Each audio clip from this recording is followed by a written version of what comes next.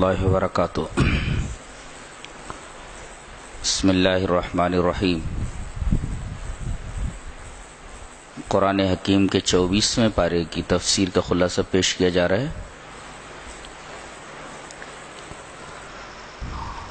پارے کی ابتدا میں کہا گیا فمن اظلم ممن کذب علی اللہ وکذب بالصدق اذ جاءہ الیس فی جہنم مثوی للکافرین۔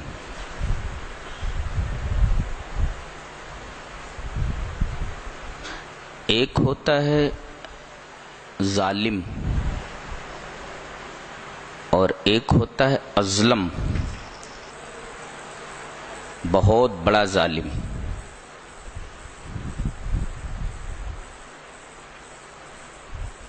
یہاں یہ کہا جا رہا ہے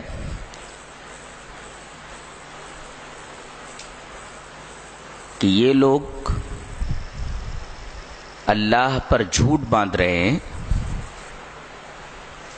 یعنی ان کا عقیدہ یہ ہے کہ خدا کی خدائی میں دوسرے بھی شریک ہیں، لہذا ہم ان کی پرستش کر رہے ہیں، اور خدا نے ان کو اختیارات دے رکھے ہیں، یہ اپنے اختیارات سے کسی کو نفع پہنچاتے ہیں، کسی کو نقصان پہنچاتے ہیں۔ یہ اللہ پر جھوٹ باندھنا ہے۔ اللہ نے کسی کو یہ اختیارات نہیں دیے ہیں۔ اگر کوئی ایسا عقیدہ رکھتا ہے تو یہ عقیدہ جھوٹا ہے، اور جو ایسا کہتا ہے وہ اللہ پر جھوٹ باندھتا ہے۔ تو ایک تو یہ اللہ پر جھوٹ باندھ رہے ہیں کہ اللہ نے اپنے اختیارات دوسروں کو بھی دے رکھے ہیں، وہ اپنے اختیارات سے جس کو چاہیں اچھا بنا دے، جس کو چاہیں برا بنا دے، جس کو چاہیں نفع پہنچائیں، جس کو چاہیں نقصان پہنچائیں۔ تو ایک ظلم تو یہ ہے، اور دوسرا ظلم یہ ہے کہ جب نبی بتانے کے لیے یہ آیا کہ یہ جو تمہارا عقیدہ ہے یہ صحیح نہیں ہے، تو انہوں نے اس نبی کی تکذیب کی، جھٹلایا، اس کی بات کو نہیں مانا۔ یہ دوسرا ظلم ہے۔ اور تیسرا ظلم یہ ہے کہ الٹا نبی ہی کو انہوں نے کاذب ٹھہرایا کہ تم جھوٹے ہو۔ تو ایک ہے یہ عقیدہ رکھنا کہ اللہ نے اپنے اختیارات دوسروں کو بھی دے رکھے ہیں، یہ ایک ظلم ہے۔ دوسرے، نبی نے جب آ کر کے یہ بتایا کہ تمہارا یہ عقیدہ اور عمل صحیح نہیں ہے، تو انہوں نے نبی کی بات کو ٹھکرا دیا، یہ دوسرا ظلم ہے۔ تیسرا یہ کہ الٹا نبی سے کہنے لگے تم جھوٹے ہو، یہ تیسرا ظلم ہے۔ تو اللہ تبارک و تعالی نے فرمایا ایسے آدمی سے زیادہ ظالم کون ہو سکتا ہے جس کی پہلی حرکت یہ ہو کذب علی اللہ، اور دوسرے وکذب بالحق وکذب بالصدق اذ جاء، سچائی جب اس کے پاس آ گئی تو سچائی کو اس نے ٹھکرا دیا۔ سچائی کو ٹھکرا دینے کا مطلب یہ ہے کہ ایک تو اس نے نبی کی بات نہیں مانی، اور دوسرے نبی جو پیغام پیش کر رہا تھا اس پیغام کو بھی انہوں نے ماننے سے انکار کر دیا۔ تو یہ ظلم در ظلم در ظلم ہے۔ اس وجہ سے اللہ نے فرمایا ایسے آدمی سے بڑا ظالم کون ہو سکتا ہے، اور ایسے آدمی کا ٹھکانہ جہنم کے سوا اور کیا ہے۔ آخر میں فرمایا گیا کہ جو غیر اللہ کے پوجنے والے ہیں یہ اپنے خداؤں سے تمہیں ڈراتے ہیں۔ ایک مطلب تو یہ کہ جو غیر اللہ کی عبادت کرتے ہیں انہوں نے ان کے بارے میں طرح طرح کی باتیں پھیلا رکھی ہیں۔ یہاں آ کر بیٹا ملتا ہے، یہاں آ کر بیٹی ملتی ہے، انہوں نے ایسا کیا تھا، انہوں نے ایسا کیا تھا۔ ان کی جھوٹی کرامتیں لوگوں کے درمیان پھیلا رکھی ہیں، تاکہ اس طریقے سے لوگ ان کے در پر آئیں اور ان کی روزی روٹی چلتی رہے. تو ان کے اس مکر کے پیچھے صرف اور صرف معاش ہے، معاد نہیں. یہ ڈراتے ہیں کہ اگر تم نے بابا کے خلاف کچھ بھی زبان سے نکالا تو تمہارا ستیاناش ہو جائے گا. یہی وجہ ہے کہ مسجد سے جب نکلتے ہیں تو پیٹھ بتا کر نکلتے ہیں، اور جب مزاروں سے نکلتے ہیں تو پیٹھ بتا کر نہیں نکلتے، الٹے پاؤں واپس ہوتے ہیں کہ تاکہ بابا خفا نہ ہو جائیں. اس لیے کہ مجاوروں نے یہ بات پھیلا رکھی ہے کہ اگر بابا کی شان میں ذرہ برابر توہین ہوئی تو تمہارا بہت بڑا نقصان ہونے والا ہے. ایک مطلب تو یہ ہے. اور دوسرے، کسی بھی شعبے میں، کسی بھی ڈپارٹمنٹ میں بہت سارے آفیسران ہیں جو رشوت خور اور حرام خور ہیں. اگر ان کے درمیان کوئی ایک اچھا آدمی پہنچ جائے جو رشوت خور نہ ہو، حرام خور نہ ہو،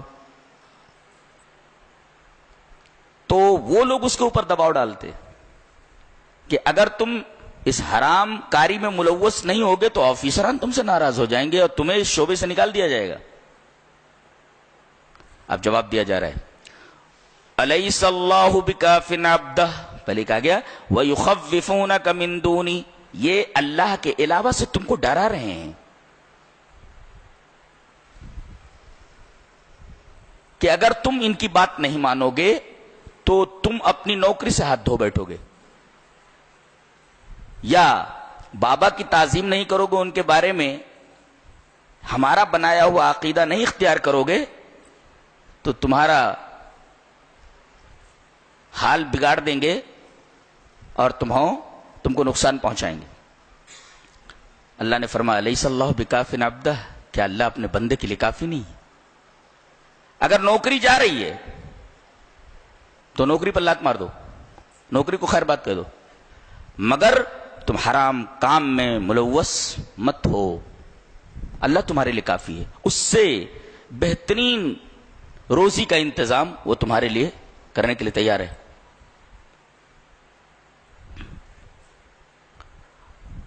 آگے فرمایا جا رہا ہے کہ آدمی جب سو جاتا ہے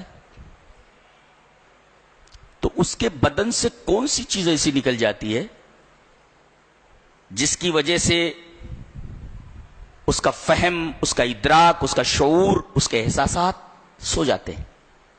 جواب دیا گیا اللہ یتوفی الانفس حین موتها والتی لم تمت فی منامها فیمسک التی قضى علیها ویرسل الاخرى الى اجل مسمى ان فی ذلک لآیۃ لقوم یتفکرون.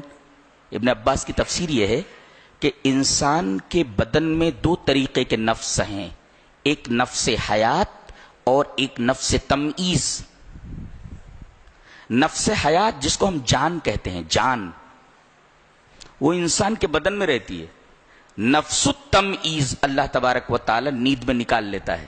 اسی وجہ سے دیکھو، نفس التمییز جب نکال لیا اللہ نے تو اس کا احساس، اس کا فہم، اس کا ادراک سب کے سب سو گئے. اسے کسی چیز کا شعور نہیں ہوتا، اسے کسی چیز کا احساس نہیں ہوتا. نیند میں اللہ تبارک و تعالیٰ اسی نفس التمییز کو نکال لیتا ہے.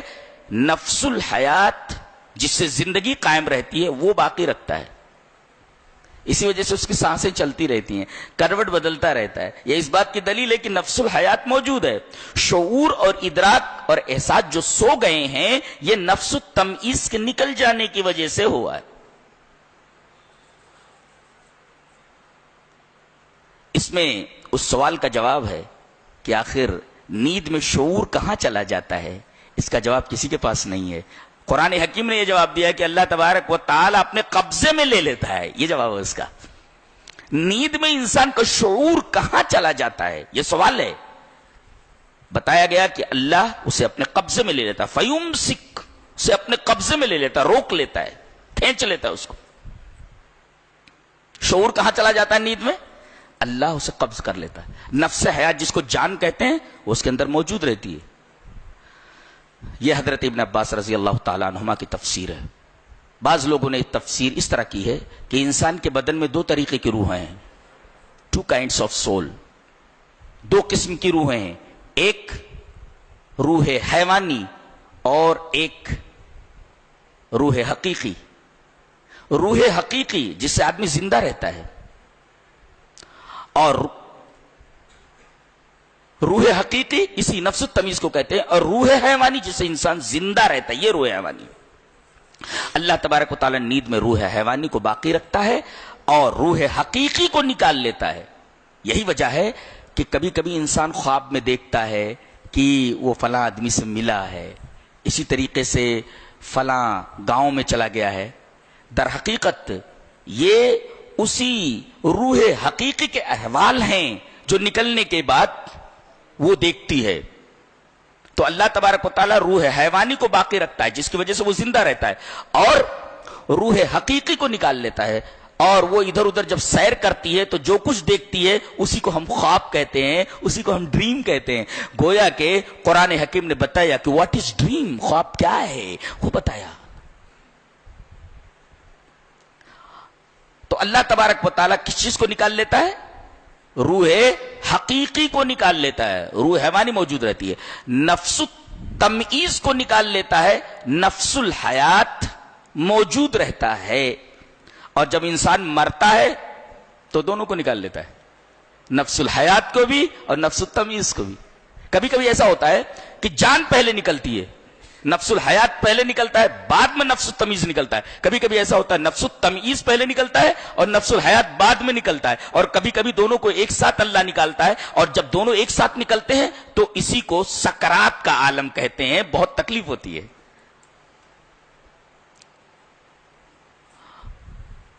یہی وجہ ہے کہ میڈیکل سائنس یہ کہتی ہے، ڈاکٹر یہ بتاتے ہیں کہ آدمی کی روح جب نکلتی ہے تو اس کے 3 منٹ کے بعد دماغ مرتا ہے۔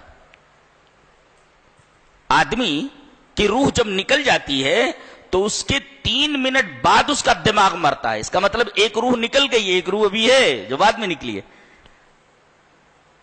تو نیند میں نفس التمیز کو نکالتا ہے، نفس الحیات کو باقی رکھتا ہے، روح حقیقی کو نکالتا ہے، روح حیوانی کو باقی رکھتا ہے۔ موت کے وقت ان دونوں کو ایک ساتھ جب نکالتا ہے تو کافی تکلیف ہوتی ہے، اور کبھی ایسا ہوتا ہے کہ روح حیوانی پہلے نکلتی ہے، روح حقیقی بعد میں، کبھی روح حقیقی پہلے نکل جاتی ہے، روح حیوانی بعد میں۔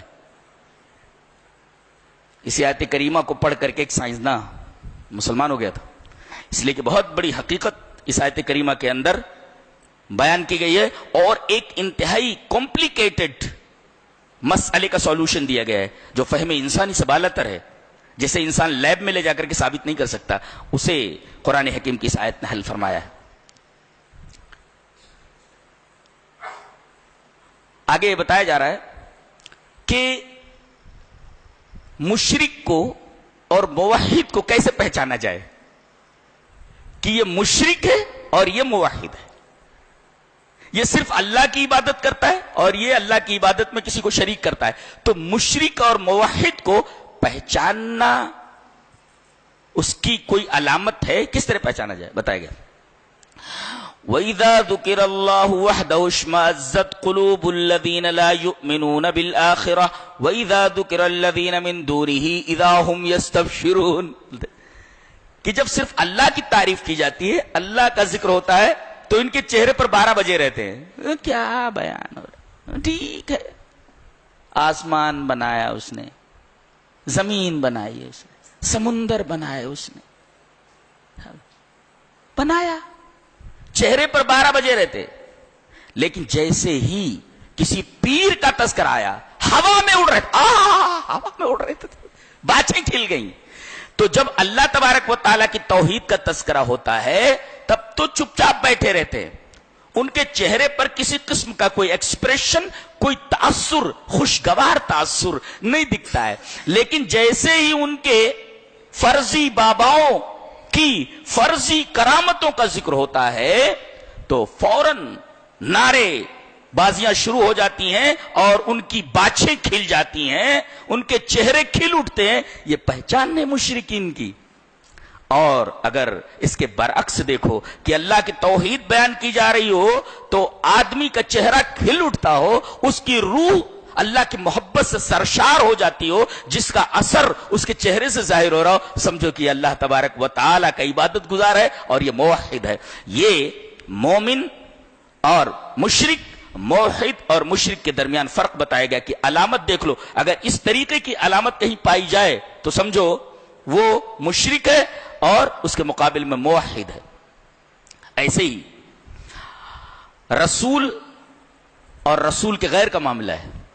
اگر حدیثیں بیان کی جا رہی ہوں تو آدمی چپ چاپ بیٹھا رہتا ہے، ٹھیک ہے حدیث ہے یہ، لیکن جیسے ہی کسی امام کا قول آیا، ہمارے امام صاحب نے ایسا کہا ہے، تو سمجھو ایسا آدمی مشرک فی رسالت ہے۔ جیسے وہ اللہ تبارک و تعالی کی توحید اور اس کی الوہیت میں شرک کا مرتکب ہو رہا تھا، ایسے ہی یہ آدمی شرک فی رسالت کا مرتکب ہو رہا ہے کہ حدیث آ جانے کے بعد اسے خوشی نہیں ہو رہی ہے، بلکہ امام کی بات پر اسے بہت زیادہ خوشی ہو رہی ہے۔ اگر دل کی یہ کیفیت اور چہرے کی یہ کیفیت آدمی کی ہو تو پھر اپنے ایمان پر وہ نظر ثانی کرے کہ کہیں میرا ایمان خطرے میں تو نہیں ہے۔ اور یہ بات اور آدمی کا یہ تأثر ظاہر کرتا ہے کہ اسے اللہ تبارک و تعالیٰ سے محبت نہیں ہے، غیر اللہ سے محبت ہے۔ کہ اللہ کی تعریف کی جا رہی ہو تو چہرہ اترا ہوا ہو، اور غیر اللہ کی تعریف کی جا رہی ہو تو چہرہ کھل اٹھتا ہو۔ اس کا مطلب یہ ہے کہ انہیں دلچسپی اللہ سے نہیں، غیر اللہ سے، محبت اللہ سے نہیں، غیر اللہ سے۔ ایسے ہی جب حدیثیں بیان کی جائیں، رسول اللہ صلی اللہ علیہ وسلم کی عظمت بیان کی جائے تو آدمی کے چہرے پر ناگواری کے تاثر ظاہر ہوں اور کوئی خوشگوار تاثر اس کے چہرے پر نہ ہو، لیکن جیسے ہی اماموں کا، پیروں کا، شخصیتوں کا تذکرہ ہو اس کا چہرہ کھل اٹھے، تو یہ علامت ہے اس بات کی کہ اس کے دل میں رسول کی محبت نہیں ہے، امام کی محبت زیادہ ہے۔ ایسا آدمی اپنے ایمان پر نظر ثانی کرے، اس کا ایمان خطرے میں ہے۔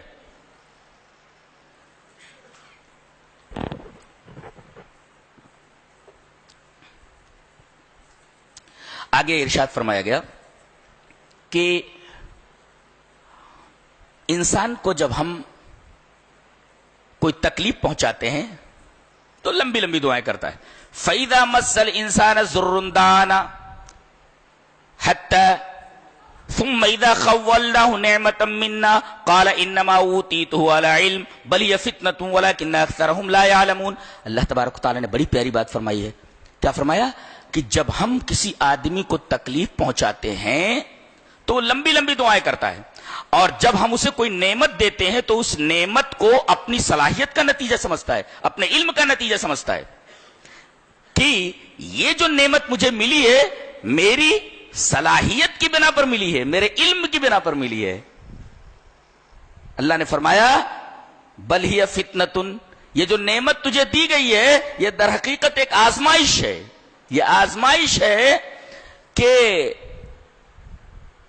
یہ تیری لیاقت کا انعام نہیں ہے، بلکہ ایک طریقے کی یہ آزمائش ہے کہ اللہ تبارک و تعالیٰ تجھے یہ نعمت دے کر کے آزمانا چاہتا ہے کہ تو اس کا شکر ادا کرتا ہے یا اس پر اکڑتا ہے۔ تو انسان کو جو نعمت دی جاتی ہے اس کی صلاحیت کا نتیجہ نہیں ہے وہ، بلکہ یہ نعمتیں آزمائش ہوتی ہیں۔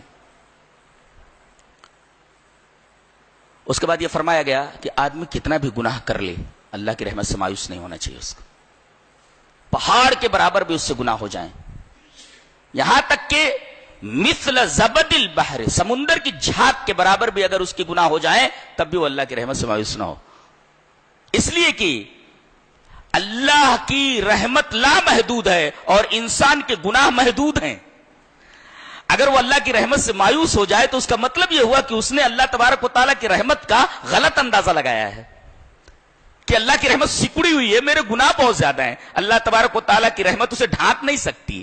تو گویا کہ اللہ تبارک و تعالیٰ کی رحمت سے مایوس ہونا اللہ تبارک و تعالیٰ کی رحمتوں کے بارے میں غلط تاثر قائم کرنا ہے۔ فرمایا گیا قُلْ يَا عِبَادِيَ الَّذِينَ أَسْرَفُوا عَلَىٰ أَنفُسِهِمْ لَا تَقْنَطُوا مِن رَحْمَةِ اللَّهِ، اے میرے وہ بندو جنہوں نے اپنے نفسوں کے اوپر ظلم کیا ہے، بہت زیادہ گناہ کرنے ہیں، لا تقنطوا من رحمت اللہ، میری رحمت سے مایوس نہ ہونا، ان اللہ یغفر الذنوب جميعا، اللہ تمام گناہوں کو معاف کر دے گا، انہ هو الغفور الرحیم، بے شک وہ غفور۔ دیکھو کتنی تاکیدات لائی گئی، ان مانے بے شک، ہوا ضمیر بڑھائی گئی، اور تاکید کے لیے، حسر کے لیے. پھر اس کے بعد ہوا کے بعد ان هو الغفور رحیم، اللہ تبارک و تعالیٰ کی صفت غفور کے ساتھ صفت رحیمیت لائے گی.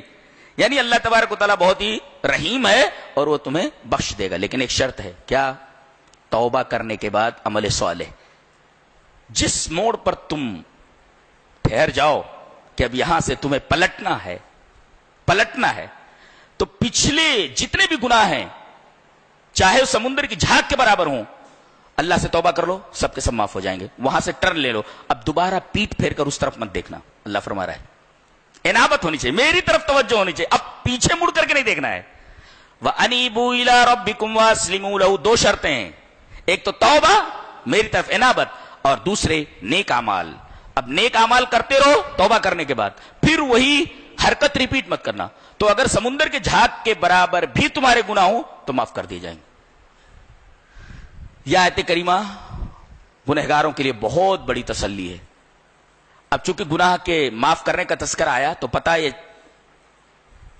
بتانا ضروری تھا کہ قیامت کے دن 3 قسم کے لوگ ہوں گے اور تینوں اللہ کی گرفت میں ہوں گے، پکڑے جانے والوں میں سے، اور تینوں کو جہنم میں ڈالنے کا فیصلہ کیا جائے گا. تینوں کا تذکرہ کیا گیا. دیکھو کیا کیا بول رہے ہیں. ان تقول نفس یا حسرت علی ما فرطت فی جنب اللہ وان کنت لمن الساخرین.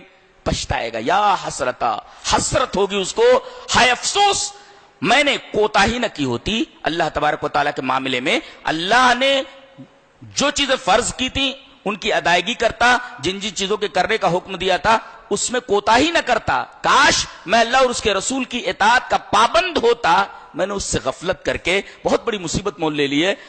ان تقول نفس یا حسرت علی ما فرطت فی جنب اللہ، اللہ کے بارے میں میں نے کوتاہی نہ کی ہوتی. کچھ لوگ تو ایسے افسوس کریں گے، لیکن اس وقت کیا پچھتانے سے کوئی فائدہ تھوڑی ہونے والا ہے اس وقت. اور دوسرا آدمی کیا بولے گا؟ او تقول لو ان اللہ ہدانی لکنت من المتقین. تقدیر ہی میں اللہ نے میرے لکھ دیا تھا، اگر وہ مجھے سدھارنا چاہتا تو مجھے ہدایت دے دیتا تھا، میں اچھا آدمی بن جاتا تھا. تو بعض لوگ حسرت کریں گے، اور یہ دوسرا کرو، یہ سارا معاملہ تقدیر کو اوپر ڈال دے گا کہ میری تقدیر میں ایسا لکھا ہوا تھا. اس کا جواب دیا گیا، بلا قد جاءتک آیاتی فکذبت بها واستکبرت وکنت من الکافرین. یہ تقدیر کے اوپر معاملہ کیوں ڈال رہا ہے؟ کیا تیرے پاس ڈرانے والے نہیں آیا؟ کیا تیرے پاس دلائل نہیں آئے؟ لیکن تو نے رسولوں کا انکار کر دیا، ڈرانے والوں کا انکار کر دیا، کتاب کا انکار کر دیا، بڑا بنا اور کفر کیا. اللہ تعالیٰ نے تجھے برائی کے اوپر مجبور نہیں کیا تھا، اللہ تعالیٰ نے تجھے نیکی کے اوپر مجبور نہیں کیا تھا، تجھے اختیار دیا تھا. تو نے اپنے اختیار سے یہ برے اعمال کیے ہیں اور اس وجہ سے تو پکڑا جا رہا ہے. لہذا اپنے اس گناہ کو تقدیر کے اوپر نہ ڈال. او تقول لو ان اللہ ہدانی لکنت من المتقین.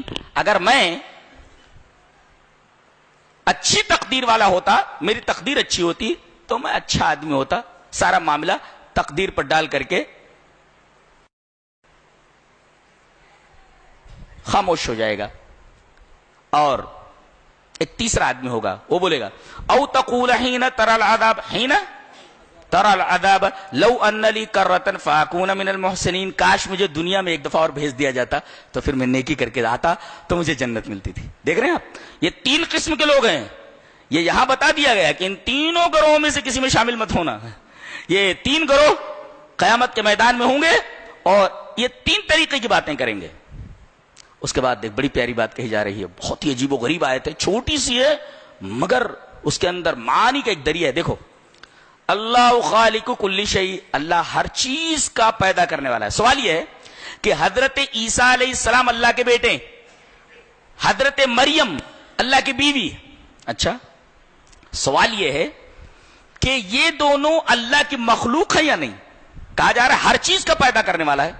تو جب ہر چیز کا پیدا کرنے والا تو ہر چیز میں حضرت عیسیٰ بھی داخل ہے اور حضرت مریم بھی داخل ہے. اچھا، اب یہ دونوں اللہ کی مخلوق ہے یا نہیں یہ بتاؤ پہلے. ہر چیز کا خالق اللہ، تو حضرت عیسیٰ اور مریم دونوں اللہ کی مخلوق ہیں کہ نہیں؟ ہاں، اللہ کی مخلوق ہیں. مریم کے پیٹ سے پیدا ہوا، مریم حنا کے پیٹ سے پیدا ہوئی. مریم کی والدہ کا کیا نام ہے؟ حنا. باپ کا نام؟ عمران. قرآن حکیم نے ان کا نام بتایا ہے. اور گویا حضرت مریم کی والدہ کا نام حنا، باپ کا نام عمران، مریم بنت عمران، اور حضرت عیسیٰ علیہ السلام کا باپ نہیں ماں ہے، تو عیسیٰ ابن مریم ہے، وہ حنا کے پیٹ سے پیدا ہوئی اور یہ حضرت عیسیٰ علیہ السلام مریم کے پیٹ سے پیدا، دونوں مخلوق ہیں، اور اللہ ہر چیز کا پیدا کرنے والا، تو دونوں مخلوق ہے نا، یہ تو مشاہدہ ہے، اور جو مخلوق ہوتا ہے وہ بیٹا اور جورو نہیں ہوتا، یہ قاعدہ ہے، وہ مخلوق ہے وہ، اور جو مخلوق ہو وہ بیٹا اور بیوی نہیں ہوتا، وہ مخلوق ہے وہ۔ اچھا اگر اللہ نے انہیں پیدا کیا ہے، یہ خود پیدا ہو گئے ہیں، تو اب خود پیدا ہو گئے تو انہیں اللہ کے برابر ہونا چاہیے نا، یہ چھوٹا کیوں بن رہے ہیں؟ اس لیے کہ جورو ماتحت ہوتی ہے شوہر کے، اسی طریقے سے بیٹا ماتحت ہوتا ہے اپنے باپ کے، تو اگر یہ خود ہی خدا بن گئے ہیں تو اللہ کے مقابلے میں ہونا چاہیے، نیچا کیوں بن رہے ہیں؟ خدا ہو کر کے نیچا بن رہے ہیں، یہی تو ہوا بھائی، جورو یہ تحت میں ہوتی ہے، ماتحت ہوتی ہے کس کے؟ شوہر کے، اب بیٹا ماتحت ہوتا ہے باپ کے، تو اگر یہ بیٹے ہیں اور خود ہی خدا بن گئے ہیں تو یہ کیسا بیٹا ہے جو ماتحت ہے، کیسا خدا جو اس لیے کہ خدا ماتحت نہیں ہوتا کسی کا۔ لہذا اس آیت کریمہ کے ٹکڑے نے بتا دیا کہ حضرت عیسیٰ علیہ السلام قابل عبادت نہیں ہے، حضرت مریم قابل عبادت نہیں، دونوں اللہ کے مخلوق ہیں اور مخلوق قابل عبادت نہیں ہوتی، یہ بتائے گا۔ اس کے بعد ایک عقیدے کا رد کیا جا رہا ہے، عقیدہ یہ ہے کہ اللہ تعالیٰ نے بہت سارے لوگوں کو اپنے اختیارات دے دیے ہیں، وہ اپنے اختیارات سے بناتے ہیں بگاڑتے ہیں، کسی کی قسمت بنا دیتے ہیں، کسی کی بگاڑ دیتے ہیں، اللہ نے وہ اختیارات دے رکھے ہیں، انہیں وکیل بنا دیا ہے، وکیل بنا دیا، جیسے ہوتے ہیں نہیں بھائی نکاح میں کسی آدمی کو وکیل بنا دیتا ہے وہ لڑکی والا یا لڑکے والا، تو وکیل رہتے بیچ میں، یعنی اپنا اختیار ان کو دے دیا ہم نے، اب وہ اپنی وکالت سے وہ نکاح کرتا ہے، یعنی لڑکی کے باپ نے وکیل بنا دیا، وکیل کا مطلب اپنی ذمہ داری اس کو دے دی، اپنا اختیار اس کو دے دیا۔ اللہ تبارک و تعالیٰ نے اس کو رد فرمایا، اللہ خالق کل شیء وہو علی کل شیء وکیل، ہر چیز پر وکیل رہی ہے، وہ کسی کو اپنا وکیل نہیں بناتا، اس کا مطلب یہ ہے وہ اپنے اختیارات کسی کو نہیں دیتا، کیا بڑی بات اللہ۔ اور آگے یہ فرمایا گیا کہ فلاں بیٹا دیتا ہے، فلاں بیٹی جو ہے دیتا ہے، اسی طریقے سے فلاں جگہ جاؤ تو وہاں پر آدمی کا بھلا ہو جاتا ہے، رد کیا گیا، لہو مقالید السماوات والارض، زمین اور آسمان میں خزانوں کی کنجیاں اللہ تبارک و تعالیٰ کے ہاتھ میں، کوئی کسی کو کچھ نہیں دیتا، وہی دیتا ہے جس کو دینا چاہتا ہے، اسی کے پاس آسمان اور زمین کی کنجیاں ہیں، تو کنجی اس کے پاس ہو تو تالا کیسے کھول سکتا ہے بغیر کنجی کے آدمی؟ مقالید کہہ کر کے بات بتائے گا کہ کچھ، ارے بھائی یہ کمرہ ہے، کمرے کے اندر خزانہ بھرا ہوا ہے، تالا لگا ہوا ہے، تالے کی کنجی میری جیب میں، تو دوسرا کیسے کھول کر کے خزانہ دے گا؟ خزانہ دینے کے لیے ضروری ہے کہ تالا کھلے، اور تالا کھولنے کے لیے ضروری ہے کہ چابی ہو، تو چابی تیرے پاس ہے نہیں، خزانہ کھولے گا کیسے؟ اللہ تبارک و تعالیٰ نے ایک طرف تو یہ بتایا کہ کوئی کچھ دے نہیں سکتا، اور دوسرے یہ کہ چابی تو میرے پاس ہے، دوسرا کیسے اس خزانے میں سے دے سکتا ہے؟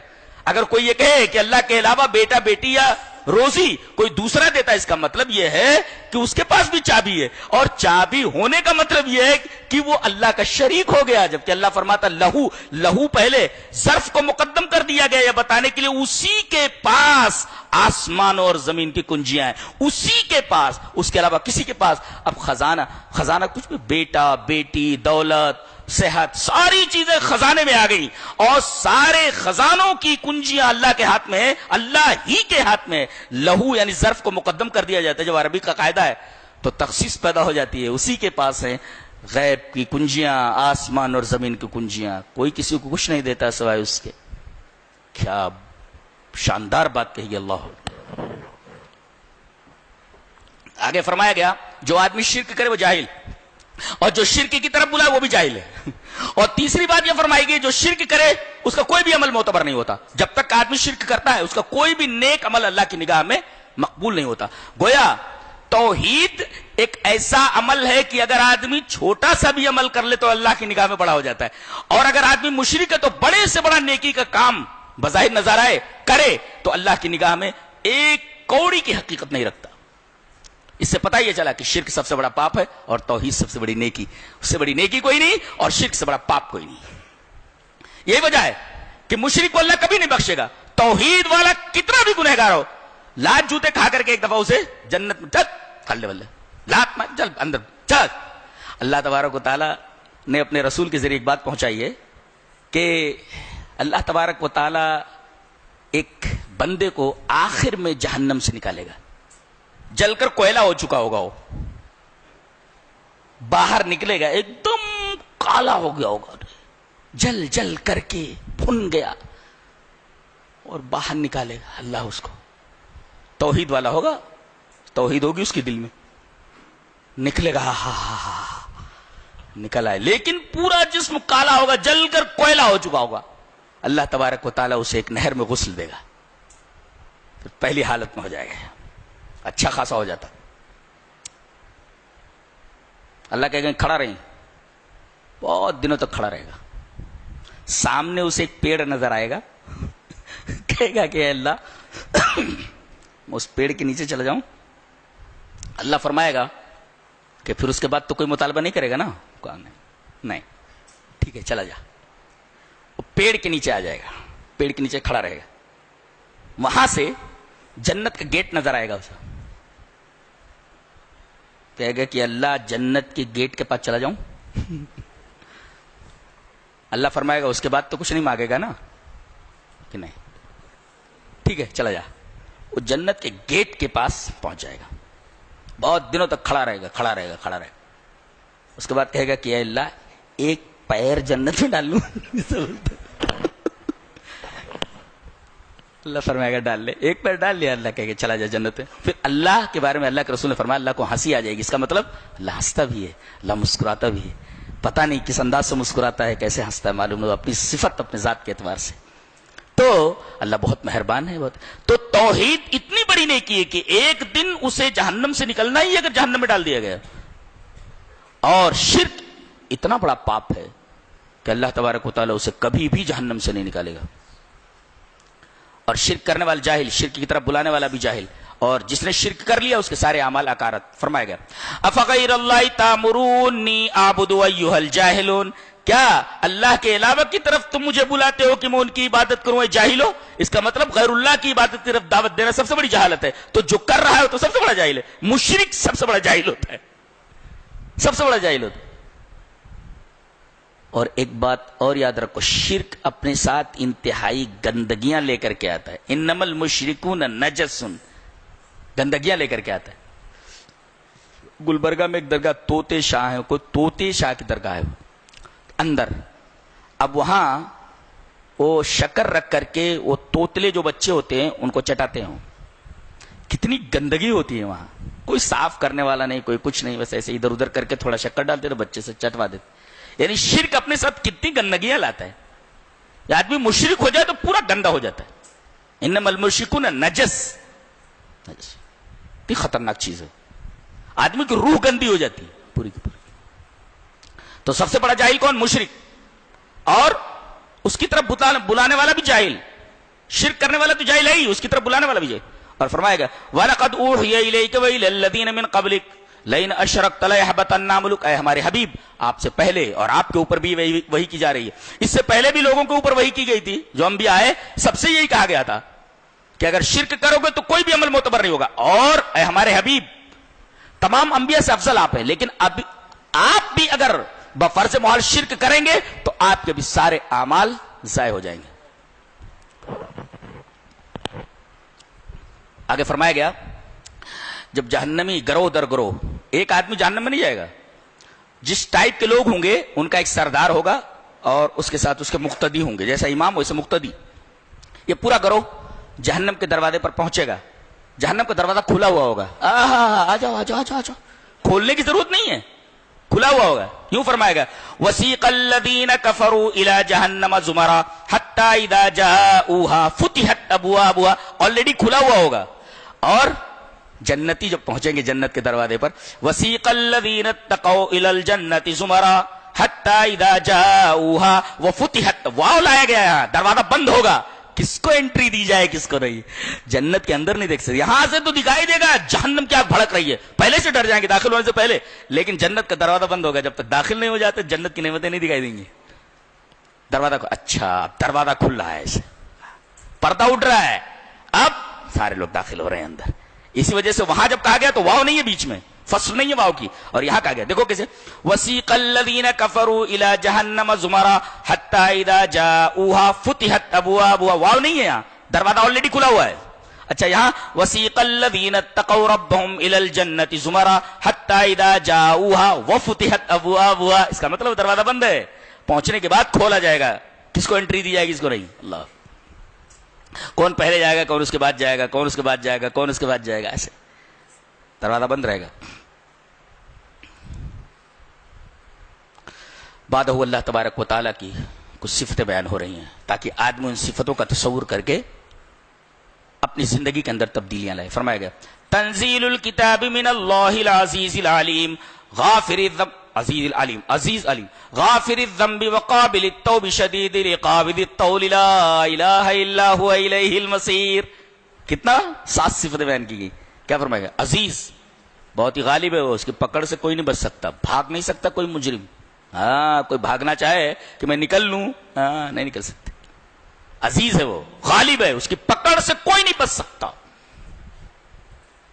کہیں بھی چھپ جائے وہ اللہ کی پکڑ سے وہ بچ نہیں سکتا, اس لیے کہ وہ عزیز ہے.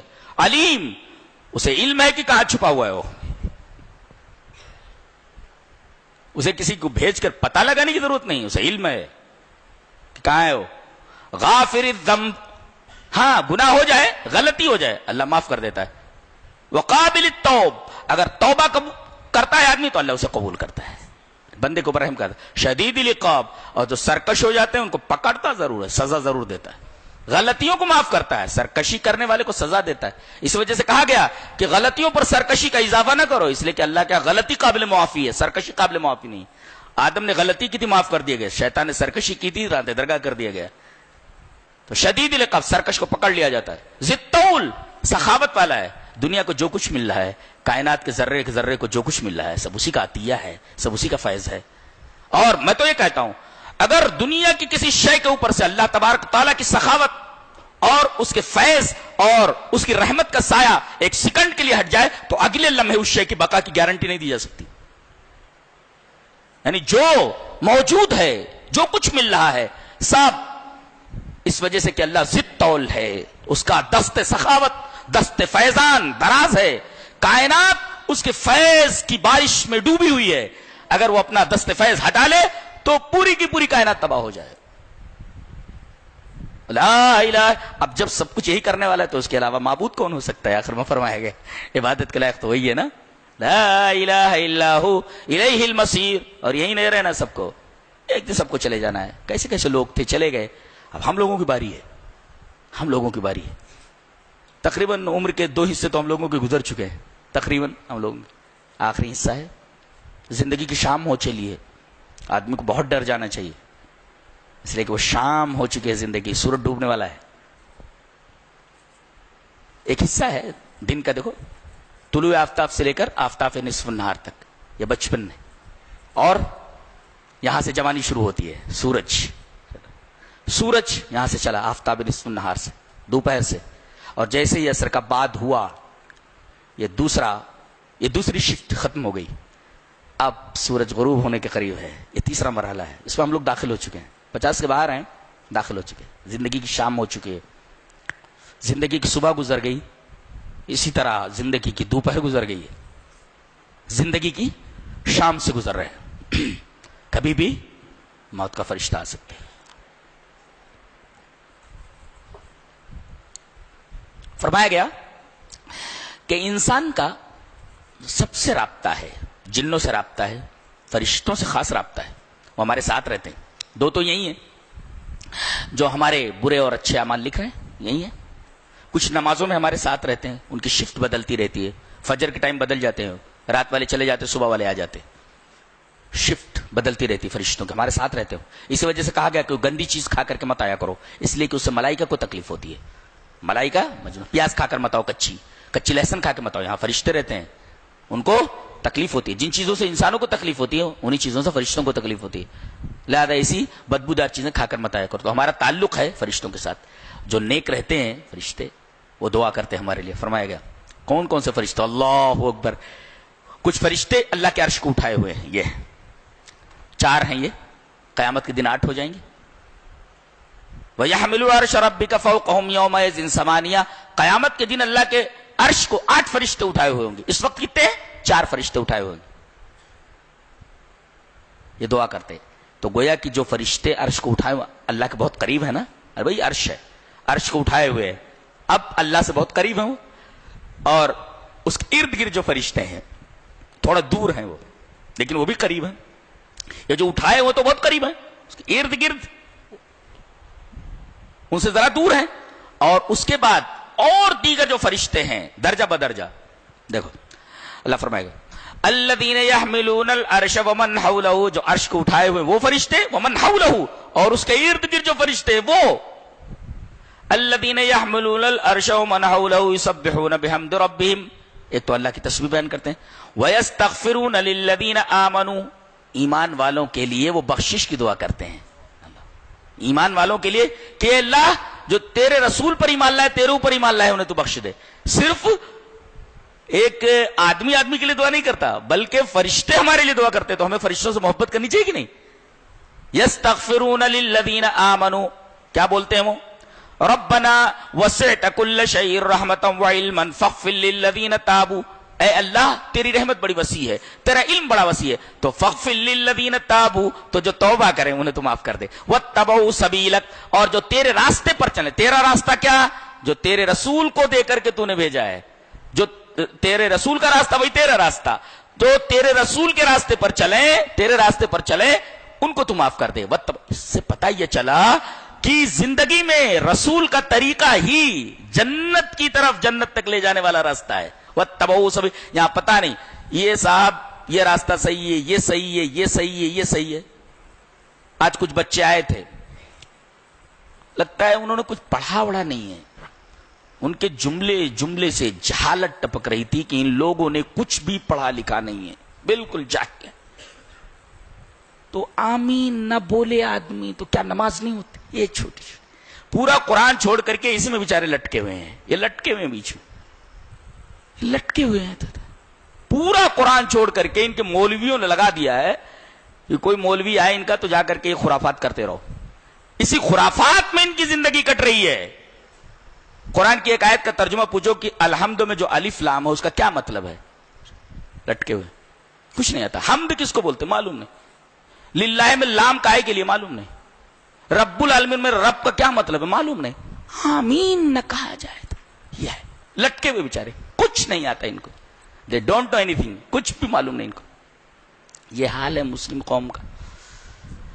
تو اے اللہ جو توبہ کریں تیرے بندے، جو ایمان لائے ان کو بخش دے، جو توبہ کر رہے ہیں ان کو بخش دے. واتبعوا سبیلک، تیرے راستے پر، تیرے رسول کے راستے پر جو چل رہے ہیں اللہ ان کو بخش دے. وقہم عذاب الجحیم، اور انہیں جہنم کے عذاب سے بچا لے. دیکھو کیسی دعا کر، ربنا وادخلہم جنات عدن التی، اے اللہ تو انہیں ہمیشہ کی جنت میں داخل کر دے جس کا تو نے ان سے وعدہ کیا ہے. ربنا وادخلہم جنات عدن التی وعدتہم ومن صلح من آبائہم، ان کے باپ دادا کو، ومن ذریاتہم، ان کی اولاد کو. کیا فرشتوں کو ہم سے کیا لینا دینا ہے؟ لیکن دیکھو کیسی دعا کر رہے ہو. اے اللہ ایمان والوں کو بخش دے، ان کے گناہوں کو معاف کر دے. اے اللہ جو توبہ کرے انہیں معاف کر دے. اے اللہ جو تیرے رسول کے راستے پر چلے، تیرے راستے پر چلے، اللہ تو ان کو معاف کر دے. اے اللہ ان کو جہنم کی آگ سے بچا. وقہم عذاب الجحیم، ربنا وادخلہم جنات عدن التی وعدتہم، اے اللہ تو ان کو جنت میں، ہمیشگی والی جنت میں داخل کر دے جس کا تو نے ان سے وعدہ کیا ہے. ومن صلح من آبائہم، ہمارے لیے نہیں، ہمارے باپ دادا جو نیک گزر چکے ہیں صالح، ان کو بھی اے اللہ ان کے باپ دادا کو بھی جنت میں ڈال. ومن ذریاتہم، ان کی جو اولاد ہے جو اچھی ہے اللہ ان کو بھی جنت. انک انت العزیز الحکیم، اے اللہ تو غالب حکمت والا. وقہم السیئات، آخری دعا بڑی پیاری ہے، اور انہیں برائیوں سے بچا، وہ برائی نہ کریں. کیا پیارے فرشتے اللہ. اس طرح لاشعوری طور پر اور شعوری طور پر ہمیں فرشتوں سے محبت ہونی چاہیے. وقہم السیئات، اے اللہ اپنے ان بندوں کو تو برائیوں سے دور رکھنا، اس لیے کہ برائیاں ہیں جو انسان کو پریشانی میں ڈالیں گی قیامت کے دن. وقہم السیئات، اے اللہ ان کو تو برائیوں سے بچاتے رہنا. ومن تق السیئات یومئذ فقد رحمتا، آج انہی کے اوپر رحم ہونے والا ہے جو برائیوں سے بچ گئے. تو اے اللہ ان کو محفوظ رکھنا تاکہ قیامت کے دن ان برائیوں کی وجہ سے انہیں کوئی تکلیف نہ پہنچے. کتنی پیاری پیاری دعائیں ہیں.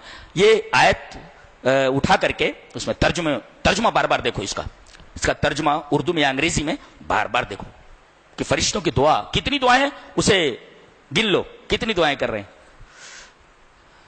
یستغفرون للذین آمنوا فاغفر للذین تابوا واتبعوا سبیلک وقہم عذاب الجحیم ربنا کتنی دعائیں اللہ اکبر، گن نہیں سکتے، گنتے رہو.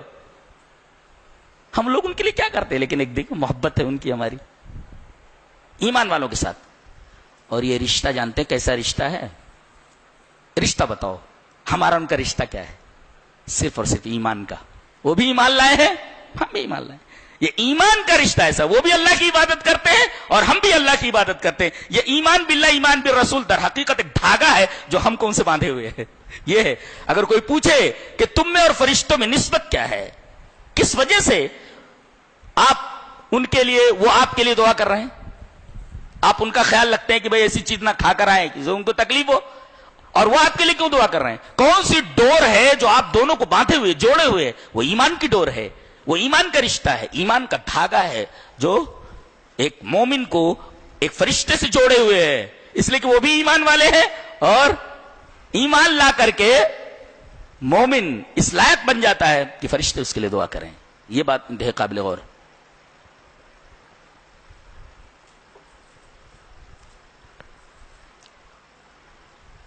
اللہ نے ایک سوال کیا یہاں کہ لخلق السماوات والارض اکبر من خلق الناس. یہ بتاؤ کہ آسمان اور زمین کی پیدائش، تخلیق، اس کا کریشن زیادہ بڑا ہے یا انسان کو پیدا کرنا؟ کوئی بھی آدمی، بچہ بھی بول دے گا آسمان اور زمینوں کی پیدائش یہ زیادہ مشکل ہے، انسان کیا چھوٹا سا ہے. آدمی بلندی پر پہنچ جاتا ہے، ہوائی جہاز میں بیٹھو، تھوڑی دیر کے بعد ایسے معلوم ہوتا ہے جیسے مکانات ماچس کے ڈبے کی طرح، کاریں بالکل چونٹیوں کی طرح، اور جیسے جیسے یہ جہاز بلند ہوتی جاتی ہے اسے اوپر اوپر جاتی ہے، کچھ دکھائی نہیں دیتا، کوئی چیز کچھ بھی نہیں ہوتی، سم تھنگ نتھنگ بن جاتی. اب بتائیے تھوڑی سی بلندی پر جانے کے بعد ہم کو دنیا کی چیز معمولی دکھائی دیتی ہے، جو عرش پر مستوی ہو اس کے سامنے دنیا کی کیا حقیقتوں کی اندازہ لگائیے آپ، وہ کتنی بلندی پر ہے. کیا اللہ نے اپنے رسول کے ذریعے فرمایا اگر میری نگاہ میں دنیا کی حقیقت مچھر کے پر کے برابر ہوتی تو میں کسی کافر کو پانی نہیں دیتا ایک قطرہ. اللہ نے فرمایا میں نے دنیا کو پیدا کر دیا ہے، وہ پرواہ بھی کیا کر رہا ہے، کون کیا کر رہا ہے مجھے پرواہ نہیں، آنے کے بعد پتہ لگے گا ان کو کیسے. میری نگاہ میں دنیا کی کوئی حیثیت نہیں، عرش پر مستوی، اس کو کیا دنیا کی حقیقت اور دنیا کی اہمیت اس کی نگاہوں میں کوئی اہمیت نہیں ہے. اچھا تو آسمان اور زمینوں کی پیدائش زیادہ مشکل ہے بالمقابل انسان کے. تو بتاؤ جو آسمان اور زمینوں کو پیدا کر سکتا ہے وہ انسان کو پیدا کر سکتا ہے؟ ہاں پیدا کر سکتا. تو بتاؤ اس کو پیدا کرنے کے بعد یہ آسمان اور زمین کی تخلیق اور اس کا وجود تو دیکھ رہے ہو نا، یہ پہلے آ گیا ہے نا، کہیں سے تو آیا ہے نا یہ. تو اب یہ تخلیق اول ہے. تخلیق اول مشکل ہوتی ہے، تخلیق ثانی، فرسٹ کریشن یہ زیادہ مشکل ہوتا ہے، سیکنڈ کریشن. پہلے تو پیدا کر دیا ہے تو دیکھ ہی رہے ہو تم تو دیکھ ہی رہے ہو، پہلی پیدائش دیکھ ہی رہے ہو، کائنات موجود ہے نا، کہیں سے آئی ہے نا. جب آئی ہے سم تھنگ ہے نا، تو اب یہ نتھنگ ہو جائے اس کے بعد سم تھنگ کرنا اس کے لیے کیا مشکل ہے؟ فرسٹ کریشن یہ مشکل ہوتا ہے. سیکنڈ کریشن، ارے بھائی ایک مرتبہ ایک آدمی کرسی بنا لے تو دوسری مرتبہ اس کو اس سے اچھا بنا لے گا. وہ پہلی مرتبہ بنانا مشکل ہوتا ہے کسی شے کو. تو لخلق السماوات والارض اکبر من خلق الناس ولكن اکثر الناس لا يعلمون. اس بات کو سمجھنے کے لیے علم ضروری ہے، اللہ فرما رہا ہے. اس بات پر وہی لوگ غور کرتے ہیں جو عالم ہیں، جو علم رکھتے ہیں. ولكن اکثرهم لا يعلمون. بتائیے جو اتنے بڑے بڑے پہاڑ، اتنا بڑا آسمان، لامتناہی فضا، بے قرار سمندر، آدمی سمندر کے کنارے کھڑا ہو جائے تو ڈر محسوس ہوتا ہے. اتنی بڑی بڑی چیزیں، اس کے اندر اتنی مچھلیاں، اتنی بڑی بڑی مچھلیاں، اللہ اکبر، ان کی غذائیں کتنی ہیں، سب کو روزی پہنچاتا ہے، کوئی بھوکا نہیں رہتا. کیا قدرت ہے اللہ تبارک و تعالیٰ کی. قدرت کا صحیح اندازہ ہو جائے تو آدمی کے رونگٹے کھڑے ہو جائیں بدن کے. تو لخلق السماوات والارض اکبر من خلق الناس ولكن اکثر الناس لا يعلمون. اس کے بعد کہا گیا کہ کچھ لوگ ہوتے ہیں تو بے دلیل آ کر بحث کرتے ہیں. ان الذين يجادلون في آيات الله بغير سلطان اتاهم ان في صدورهم كبر الا كبر ما هم ببالغي فاستعذ بالله انه هو السميع البصير. اللہ نے فرمایا کچھ لوگ آتے ہیں بحث کرنے کے لیے، ان کے بعد دلیل ولیل ہوتی نہیں، بغیر سلطان اتاهم، بغیر دلیل کے آ گئے ہیں، بس خالی نقطے، لاجک، فلسفی نکال رہے ہیں، ایسا کیوں ویسا کیوں. ان کے پاس دلیل نہیں ہوتی، مضبوط دلیل نہیں ہوتی ان کے پاس. سلطان مانے مضبوط دلیل، سلطان مانے جو حاکم ہوتا ہے، یعنی ایسی دلیل. کہتے ہیں ہمارے پاس بھی دلیل ہے. ارے دلیل کس کے پاس نہیں ہوتی؟ دلیل کا مطالبہ نہیں، سلطان کا مطالبہ ہے. ایسی دلیل جو کوئی کاٹ نہ سکے. دلیل کس کے پاس نہیں ہے؟ ہمارے پاس بھی دلیل ہے، ہمارے پاس بھی دلیل ہے.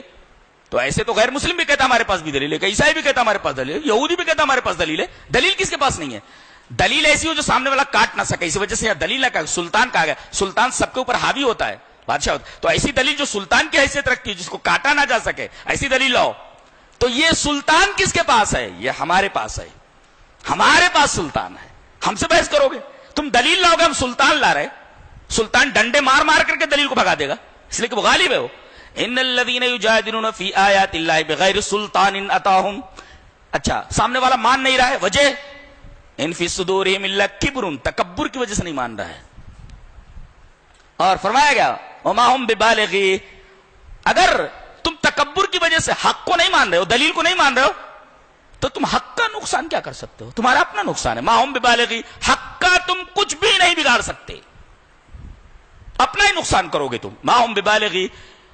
اللہ اکبر، کیسے کیسے سوالات. اور ایک جگہ یہی بات کہی گئی الم ترى سے، الم ترى الى الذين يجادلون في آیات اللہ انا یصرفون. ارے بغیر دلیل کے بحث کر رہے، بغیر دلیل کے جو لوگ بحث کر رہے ہیں، انا یصرفون، تعجب کیا جا رہا ہے کہ یہ بغیر دلیل کے اللہ کی آیات میں بحث کر رہے ہیں. یہ کہاں جا رہے ہیں؟ یہ کہا جا رہا ہے، یعنی تعجب کیا جا رہا ہے کہ بغیر دلیل کے لوگ دلیل والوں سے بحث کرتے ہیں. یہ سب سے بڑی تعجب کی بات ہے. اس کے بعد فرمایا گیا کہ آدمی حق کو جب قبول نہیں کرتا تو کیا ہوتا ہے؟ وقالوا قلوبنا فی اکنۃ مما تدعونا الیہ وفی آذاننا وقر من بیننا وبینک حجاب فاعمل اننا عاملون. محرومی حق سے کب ہوتی ہے؟ جب دل کے اوپر پردے پڑ جائیں. اکنہ مانے پردے، پردے دل پردوں میں چھپا لیے جائیں، اور کانوں میں وقر، کیا بولتے ہیں اس کو؟ وقر. کانوں میں ٹھیٹھی دے دی جائے، ہمارے یہاں بولتے ہیں اس کو وقر ڈال دیا جائے، اور دونوں کے درمیان پردہ ڈال دیا جائے. اب دیکھ رہے ہیں آپ، دل جو ہوتا ہے یہ دلیل کو قبول کرتا ہے، یہ ہے نا، دل دلیل کو قبول کرتا ہے، اور دل تک دلیل کو پہنچانے والی چیزیں حواس، خاص طور سے سماعت اور بصارت. اب فرمایا گیا کہ کان کے اندر تو وقر لگ گیا ہے، اور اس طریقے سے حق اور آدمی کے درمیان پردہ کھچ گیا ہے. گویا کہ اب بصارت بھی کام نہیں کر سکتی اور کان بھی کام نہیں کر سکتے، سماعت بھی کام نہیں. اب ظاہر ہے کہ سماعت اور بصارت، سمع و بصر خراب ہو چکے ہیں. تمہارے دل تک حق لانے والا کون؟ تم دیکھ کر بھی دیکھتے نہیں، تم سن کر بھی سنتے نہیں، یہ حال ہے تمہارا. بتایا گیا جو دیکھ کر دیکھتا نہیں، جو سن کر سنتا نہیں، اس کے دل میں دلیل نہیں اتر سکتی. دلیل دل میں جب اترے گی جب آدمی آنکھ رکھتے ہوئے دلیل کو دیکھے، کان رکھتے ہوئے دلیل کو سنے. کان رکھتے ہوئے دلیل کو نہ سنے، آنکھ رکھتے ہوئے دلیل کو نہ دیکھے، تو دنیا کی کوئی بھی قوت اس کے دل کے اندر حق بات کو نہیں اتار سکتی. ان لوگوں کا حال یہی ہے جو حق کو قبول نہیں کرتے، جو بجائے دلیل کے لاجک لاتے ہیں. ہمارے استاذ نے ایک ہفتے تک یہ ثابت کیا کہ امام کے پیچھے سورہ فاتحہ نہیں ہے. جب ہم لوگ قسم الحدیث سے نکلے تو میرے ساتھی نے کہا ابے شرح صدر ہو گیا.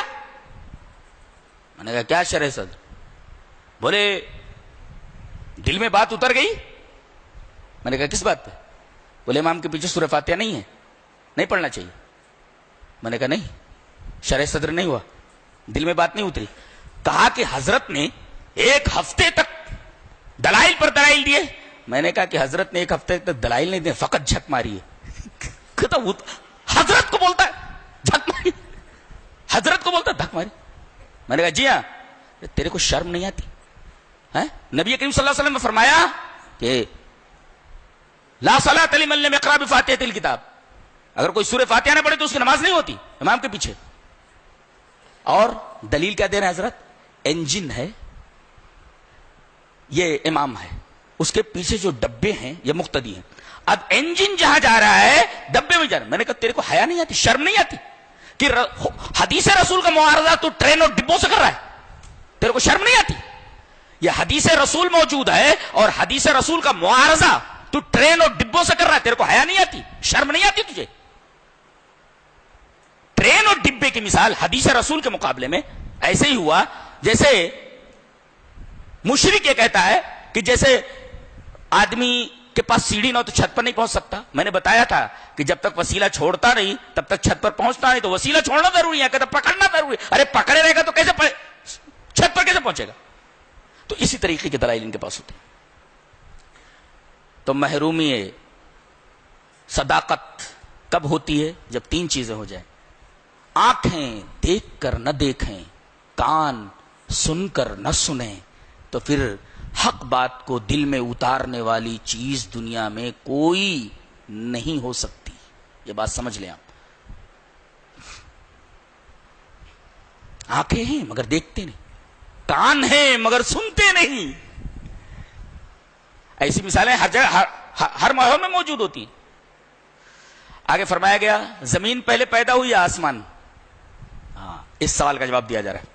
قل أئنكم لتكفرون بالذي خلق الأرض في يومين وتجعلون له أندادا ذلك رب العالمين وجعل فيها رواسي من فوقها وبارك فيها وقدر فيها أقواتها في 4 أيام سواء للسائلين فقضاهن ثم استوى إلى السماء وهي دخان فقال لها وللأرض ائتيا طوعا أو كرها قالتا أتينا طائعين فقضاهن 7 سماوات في يومين وأوحى في كل سماء أمرها. اللہ اکبر، کیا ٹیک ہے بولنے کا، کیا اسٹائل ہے گفتگو کرنے کی. اللہ اکبر. اللہ نے فرمایا کہ ایک چیز ہوتی ہے مادہ، میٹر، اور ایک ہوتا ہے اس کی صورت. دیکھو اس کا ایک میٹر ہے، میٹیریل ہے اس کا، بھائی لوہا یا اسٹیل، میٹر، اور اس کے بعد اس میٹیریل سے یہ شکل بنائی گئی. تو پہلے میٹر ہے کہ پہلے صورت ہے؟ پہلے میٹر ہے، اس کے بعد صورت ہے. تو اللہ نے فرمایا کہ ہر چیز کا میٹر الگ الگ ہوتا ہے. اس کا میٹر الگ ہے، کاغذ الگ ہے، اس کا میٹر الگ ہے، یہ الگ میٹیریل سے بنا ہے، یہ الگ میٹیریل سے بنا ہے. تو اللہ تبارک تعالیٰ نے بتایا آسمان کو ہم نے دوسرے میٹیریل سے بنایا ہے. اسی طریقے سے یہ سمجھ لو کہ پہلے ہم نے زمین کا مادہ بنایا، یہ مادہ ہے، میٹیریل اس کا، یہ بعد میں نے آسمان کا مادہ بنایا. اس لیے کہ آسمان اگر چھت ہے تو زمین یہ اس کا فرش ہے، اور بنیاد پہلے ہوتی ہے، چھت بعد میں ہوتا ہے. تو وجعلنا السماء سقفا محفوظا، ہم نے آسمان کو چھت بنایا ہے، اور چھت بعد میں ہوتی ہے، پہلے زمین میں بنیاد رکھی جاتی ہے. تو یہ انداز بتا رہا ہے کہ پہلے زمین بنائی گئی بعد میں آسمان. کیسے کہ پہلے زمین کا مادہ بنا، بعد میں اللہ نے آسمان کا مادہ بنایا. تو مادہ بننے میں اس کا میٹیریل پہلے بنایا زمین کا، پھر آسمان کا میٹیریل بعد میں بنایا. اس طرح زمین کا مادہ پہلے بنا اور آسمان کا مادہ بعد میں. پھر صورت کس کی پہلے بنی؟ صورت آسمان کی پہلے بنی، بعد میں زمین کی صورت بنی. نہیں سمجھ میں آیا؟ واضح ہو گیا نا؟ میٹیریل زمین کا پہلے بنا اور آسمان کا میٹیریل بعد میں، لہذا زمین کا میٹر پہلے بنا اور آسمان کا میٹیریل بعد میں. صورت کس کی پہلے بنی؟ اللہ نے آسمانوں کو پہلے بنایا، اس کو شکل دی. ایسے کتاب کاغذ تھا، اس کو شکل دی گئی، پہلے آسمان کو شکل دی گئی میٹیریل سے، اس کے بعد اللہ تبارک و تعالیٰ نے زمین میں اس کی روزی رکھی، اشجار بنائے، حیوانات بنائے، پانی، سمندر، ساری چیزیں بنائے. اس طریقے سے کہہ سکتے ہیں پہلے اللہ نے آسمان کو بنایا بعد میں زمین بنائی. یوں بھی کہہ سکتے ہیں کہ پہلے اللہ نے زمین بنائی بعد میں آسمان بنایا. کیسے؟ پہلے مادہ بنا زمین کا، پھر آسمان کا مادہ بنا. صورت پہلے آسمان کی بنی بعد میں زمین کی بنی. تو دو چیزیں پہلے کر لو. ہر چیز کی ایک میٹر ہوتا ہے اور ایک صورت ہوتی ہے. تو میٹر اور صورت میں فرق کر لو، سمجھ میں بات آ جائے گی. کچھ مجرم اللہ کی عدالت میں کہا جا رہا ہے کہ یہ چیزیں تم نے کی ہیں، بولے نہیں نہیں نہیں. اچھا ایک نقطہ بتاتا ہوں. میری آواز بند نہیں ہوئی، اسی آواز چلی گئی.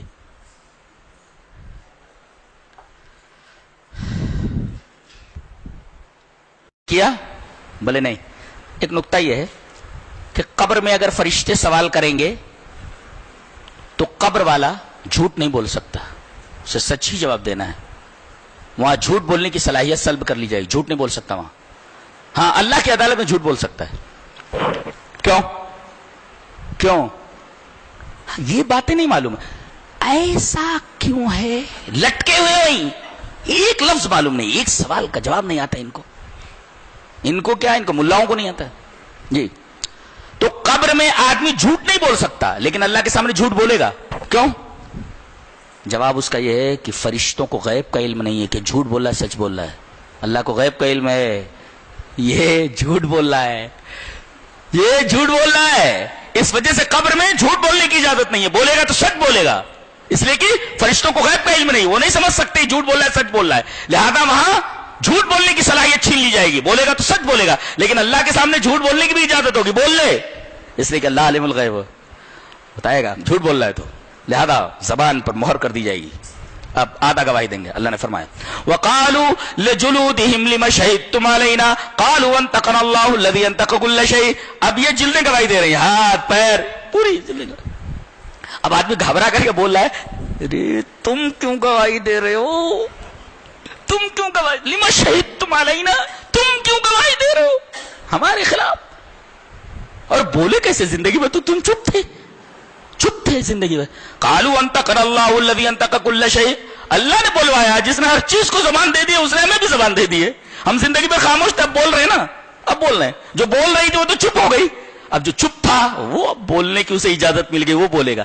پتہ یہ چلا یہاں جلد کا حوالہ دیا کہ جلد ایک ٹیپ ریکارڈر کے ریل کی طرح ہے. جیسے ٹیپ ریکارڈر کے ریل کے اندر آوازیں جذب ہو جاتی ہے، جب بھی آپ ریوائنڈ کر کے سنیں گے آواز وہی آئے گی. ایسے ہی یہ انسان کی جو پوری جلد ہے یہ ٹیپ ریکارڈر کی ریل کی طرح ہے. آدمی جو کچھ بولتا ہے اور جو کچھ کرتا ہے سب اس ریل کے اندر جذب ہو جاتا ہے. اس ریل کو چلا دیا جائے گا، وہ تو بول رہی ہے نا، بولنے والی ریل ہے، یہ سب اس کے اندر جذب ہو جا رہا ہے. کہتے وہ ریل بولنے لگی. ارے انسان کا یہ جو بدن ہے، اس کی جو یہ جلد ہے، چمڑا، یہ ٹیپ ریکارڈر کی ریل کی طرح ہے، ویڈیو کی ریل کی طرح ہے، فلم کی ریل کی طرح ہے. یہ جب چلتا ہے تو سامنے پوری کی پوری فلم دکھتی ہے. ایسے ہی اس کے اندر سب کچھ ہضم کیا جا رہا ہے، جذب کیا جا رہا ہے. قیامت کے دن اسی سے پوچھا جائے گا، سب بتا دے گی. اور آدمی حیران ہو کر کے کہے گا لما شہیدتم علینا، ارے تو ہمارے خلاف گواہی دے رہی. تو آپ کوئی بچنے والا نہیں. آگے یہ فرمایا گیا آج جن کی بڑی عزت کر رہے ہیں حضرت، پیر پڑھ رہے ہیں ان کے، اور اس پیر پڑھنے میں باقاعدہ وہ جنت میں جگہ لکھ کر کے دیکھ رہے ہیں، بیچارے دے رہے ہیں. انہیں سر پر بٹھایا جاتا. حضرت جب تک نہیں آتے تب تک دولہا بیچارہ پریشان رہتا ہے. دولہا انتظار میں ہے، دولہا انتظار میں ہے، دولہے کے گھر والے انتظار میں ہے، دلہن کے گھر والے انتظار میں ہے. ایک بات دولہے دلہن کی بات آ گئی ہے تو ایک بات بول دوں کہ اس میں جو ویڈیو چلایا جاتا ہے، خاص طور سے ویڈیو، اگر آپ کسی چیز کا صحیح استعمال کریں، ویڈیو کا صحیح استعمال دیکھیں کس طرح ہو رہا ہے. اللہ اور اس کے رسول کی باتیں کہاں لوگ، یہاں تو آپ لوگ سن رہے ہیں، اب یہ کیسٹیں جہاں جہاں جائیں گی لوگ اس سے کس قدر فائدہ اٹھائیں گے. دیکھیں فائدے کی چیز ہے یہ. لیکن اگر اس کو آپ شادیوں میں استعمال کریں تو ایک تو وہ جو آدمی کیمرہ لے کر کے جاتا ہے وہ اپنا کرایہ لیتا ہے، کیمرے والا جو بھیج رہا ہے وہ تو کیمرے کا کرایہ لیتا ہے، یہ جو فوٹو کھینچ رہا ہے یہ الگ سے اپنا محنتانہ لیتا ہے. دو، اور سب سے بڑی خرابی ہے کہ اولاً تو یہ اسراف ہے، اس کی کوئی ضرورت نہیں ہے. شادی کا ان تمام چیزوں سے کیا لینا دینا ہے، تصویروں سے کیا لینا دینا ہے. ایک تو اسراف ہے، یہ فضول خرچی ہے. اور دوسرے یہ دولہے سے پہلے ایک کیمرہ والا دلہن کو دیکھ لیتا ہے. اس پر اس دیوس دولہے کو شرم آنی چاہیے، حیا آنی چاہیے کہ مجھ سے پہلے ایک دوسرا آدمی اس کو دیکھ رہا ہے. حیا نہیں آتی. اور اس میں کتنی عورتیں ہیں جن کو مردوں نے دیکھا نہیں ہے اور اس ویڈیو کیسٹس کو چلا کر کے سب دیکھ سکتے ہیں. ارے یہ لڑکی کون سی ہے، یہ عورت کون سی ہے. مجھے معلوم ہوا کہ کسی شادی کے اندر یہ ویڈیو چلایا جا رہا تھا، ایک عورت بچے کو دودھ پلا رہی تھی. کہتے ہیں کہ جب یہ ویڈیو تیار ہو گیا کسی طریقے سے اس عورت کے شوہر نے دیکھ لیا کہ میری بیوی یہ دیکھو بچے کو دودھ پلا رہی ہے اور اس کا عضو مخصوص جو ہے دکھ رہا ہے، فوراً اسے طلاق نامہ بھیج دیا. تو ایک تو یہ فضول خرچی ہے ایک، اور دوسرے بے پردگی ہے، دو، اور تیسرے یہ کہ یہ دیوسیت ہے۔ دیوسیت کا مطلب دولہے سے پہلے غیر آدمی دلہن کو دیکھ لیتا ہے، اور تیسرے یہ کہ اس میں کبھی کبھی اس طریقے کے فتنے وجود میں آ جاتے ہیں جو دلوں کے میل کو نفرتوں میں بدل دیتے ہیں، محبتوں کو نفرتوں میں بدل دیتے ہیں۔ لہذا اس کی شناعتیں اور قباحتیں بہت زیادہ ہیں، لہذا شادی میں اس طریقے کے ویڈیوز قطعاً استعمال نہ کیے جائے، اور شادی کے اندر اسراف اور تبذیر سے باز رہا جائے۔ تو جب تک بابا نہ آئے، حضرت نہ آئے، صاحب نہ آئے، تب تک نکاح خوانی تک نہیں ہوتی۔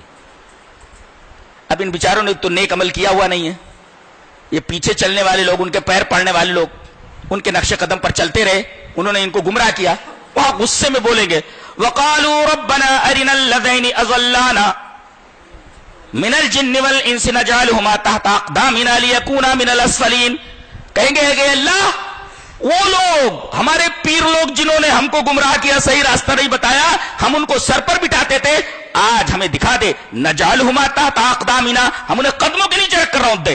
جن کو ہم سروں پر بٹھاتے تھے دنیا میں، آج ہماری تمنا یہ ہے کہ ایسے گمراہ لوگوں کو جو خود گمراہ تھے اور انہوں نے ہم کو گمراہ کیا، ہم نے ان کو سر پر بٹھایا، آج ہم ان کو پیروں طرح کچلنا چاہ رہے ہیں۔ نجعلہما تحت اقدامنا، اپنے قدموں کے نیچے ہم ان کو رکھ کر کے رونا چاہ رہے ہیں، لات دینا، دل لات دینا۔ ان کو سر پہ بٹھایا ہم نے، آج لات دینے والے ان کو اللہ دکھا دے ذرا یہ کہاں ہے، لیکونا من الاسفلین، تاکہ یہ انتہائی ذلیل و خوار ہو جائے میدان حشر کے اندر۔ تو ایسے صاحبوں کو، ایسے باباؤں کو جو پیر پڑواتے ہیں، جنت کا سرٹیفکیٹ دیتے ہیں، اور جن کو لوگ بے سوچے سمجھے، جن کے پیچھے چل کر لوگ گمراہ ہوتے جبکہ یہ خود گمراہ ہے، ایسے لوگ اس آیت کریمہ کو سامنے رکھ کر کے ہوشیار ہو جائیں، ورنہ کل قیامت کے دن یہ لوگ جن کو یہ اپنا مرید مانتے ہیں اور جو ان کو سر پر بٹھاتے ہیں، یہی لوگ کہیں گے ذرا ان کو دکھاؤ، ذرا لات دیں ان کو، اچھی طرح ان کو لات دیں ہم، نجعلہما تحت اقدامنا۔ اب اس کے بعد فرمایا گیا جو اچھی روحیں ہوتی ہیں، ان الذین قالوا ربنا اللہ ثم استقاموا تتنزل علیہم الملائکہ، جن لوگوں نے ربنا اللہ کا ایمان لائے اور پھر ایمان کے اوپر جمے رہے، تو فرشتے ان کے اوپر اترتے ہیں اور آتے ہی بولتے ہیں اللہ تخافوا ولا تحزنوا، خوف نہ کرو اور غم نہ کرو۔ یہ کیوں کہتے ہیں؟ دنیا چھوڑتے ہوئے آدمی کو بہت تکلیف ہوتی ہے، مکان بنایا ہے، دکان بنایا ہے، بنگلہ بنایا ہے، ان ساری چیزوں کو جلدی چھوڑنے کا دل تھوڑی کہے گا، دل لگا ہوا ہے دنیا سے، آ کر کے بولے گا غم نہ کر، کیا ہے کچھ بھی نہیں ہے، چل وہاں کیا کیا ملنے والا، چل۔ اب کوئی ڈر نہیں رہ گیا، یہ چھوٹ رہا ہے، چھوٹنے تو اسے اچھا مل رہا ہے نا، اسے اچھا مل رہا ہے، سکون ہوگا، ہاں مزہ آ گیا، اب غم ختم ہو گیا۔ اور اس کے بعد آگے یہ دنیا کا غم ختم، اور آگے ولا تحزنوا، آگے تیرے ساتھ اچھا معاملہ کیا جانے والا ہے، کوئی غم مت کر، حشر کے میدان میں بھی تیرے اعمال کا وزن بڑھ کر رہے گا، کوئی غم نہ کر۔ اور یہیں پر یہ کہہ دیں گے وَلَكُمْ فِيهَا مَا تَشْتَهِي أَنفُسُكُمْ، جنت میں جانے والا ہے، تیرا دو دل چاہے گا وہ سب تجھ کو ملے گا۔ یہ آیت کریمہ ترجمہ اٹھا کر کے دیکھیں، اوپر سے نیچے تک کئی آیتیں دیکھیں، بہت مزہ آتا۔ اچھا، اس کے بعد یہ کہا گیا کہ کمال دو طریقے کا ہوتا ہے، ایک خود اچھا بننا، ایک دوسروں کو اچھا بنانا۔ صرف اچھا بننا یہ کمال نہیں ہے، بلکہ دوسروں کو اچھا بنانا۔ آگے فرمایا گیا ان الذین قالوا ربنا اللہ ثم استقاموا، ربنا اللہ کا اس پر خود جمے رہے، یہ اچھا بننا ہوا۔ آگے فرمایا گیا ومن احسن قولا ممن دعا الی اللہ وعمل صالحا وقال اننی من، دعوت دیا انہوں نے، اسلام کی دعوت دی، یعنی خود اچھے بنے رہے اور دوسروں کو اس اچھی چیز کی طرف بلایا، دعوت دی اچھی چیز کی طرف۔ یہ کسی چیز کا کمال ہے، خود اچھا بننا، دوسروں کو اچھا بنانا۔ یہ ایسے لوگ ہیں کہ کہا جا سکتا ہے کہ فرشتے آئیں گے ان کے پاس، ارے تم خود اچھے رہے اور دوسروں کو اچھائی کی طرف دعوت دیتے رہے، خوش ہو جاؤ، تمہیں دنیا کے اندر بھی غم نہیں اور آخرت کے اندر تمہیں کوئی غم نہیں ہوگا۔ تمہیں دنیا میں تکلیف ہو گئی نا، لیکن اب تمہارے لیے کوئی تکلیف نہیں ہے۔ وَلَكُمْ فِيهَا مَا تَشْتَهِي، تمہیں دنیا میں کچھ نہیں ملا نا، کار کی تمنا تھی کار نہیں ملی، بنگلوں کی تمنا تھی بنگلوں میں نہیں، اسی طریقے سے یہ ان چیزوں کی تمنا تھی نہیں ملی، لیکن اب وَلَكُمْ فِيهَا مَا تَشْتَهِي أَنفُسُكُمْ وَلَكُمْ فِيهَا مَا تَدَّعُونَ، تمہارے دل جو چاہیں گے وہ سب تم کو ملنے والا ہے۔ صرف اس وجہ سے کہ تم لوگ خود اچھے بنے رہے اور دوسروں کو اچھا بنانے کی کوشش کرتے رہے. آخر میں فرمایا گیا کہ جو ایک عقل مند میں اور ایک بے وقوف میں کیا فرق ہوتا ہے وہ بتایا جا رہا ہے. یہ کتاب ہے, کیسی کتاب ہے یہ؟ لوگوں نے اس کو پڑھا نہیں. یہ جس امت کو دی گئی تھی, جس قوم کو دی گئی تھی, اس نے اس کتاب کو مہجور کر دیا ہے. ڈیزرٹڈ, اسٹیشن کے اوپر وہ گھر جس کے اندر کوئی کام نہیں ہوتا لکھ دیا گیا, ڈیزرٹڈ, ابینڈنڈ, اس کے اندر کام نہیں ہوتا. پڑا ہوا ہے, اسٹیشن ہی پر ہے, کام نہیں ہوتا کچھ. ایسے ہی ہمارے گھر میں ہے, کام نہیں لیتے. کہتا ہے ایک عقل مند اور بیوقوف میں کیا فرق ہوتا ہے. فرمایا گیا جو بے وقوف ہے وہ تصویر کو دیکھ کر کے اسی پر مفتون, شیفتہ, گرویدہ, عاشق ہو جاتا ہے. لیکن عقل مند وہ ہے کہ اس پر عاشق ہوتا ہے, اس پر مفتون اور شیفتہ ہوتا ہے جس نے اس تصویر کو بنایا ہے. یہ فرق ہے ایک بے وقوف میں اور ایک عقل مند میں. تو بے وقوف کون ہے؟ جو تصویر کو دیکھ کر کے تصویر ہی کا عاشق ہو جائے, اور عقل مند وہ ہے جو تصویر بنانے والے کے اوپر عاشق ہو جائے. تو یہ کائنات اتنی حسین ہے, کچھ لوگ اسی حسن کے اوپر فریفتہ ہو گئے ہیں اور اسی کو ہو کر رہ گئے. عقل مند وہ ہے, مومن وہ ہے جو اس سے محبت کر رہا ہے جس نے یہ چیزیں بنائی ہیں, جس نے یہ تصویریں بنائی. فرمایا گیا لا تسجدوا للشمس ولا للقمر واسجدوا للہ الذی خلقہن ان کنتم ایہ تعبدون. سورج اور چاند کو سجدہ مت کرو بلکہ جس نے ان کو بنایا ہے اس کو سجدہ کرو. یہ فرمایا گیا واسجدوا للہ الذی خلقہن, جو ان کا خالق ہے اس کی عبادت کرو.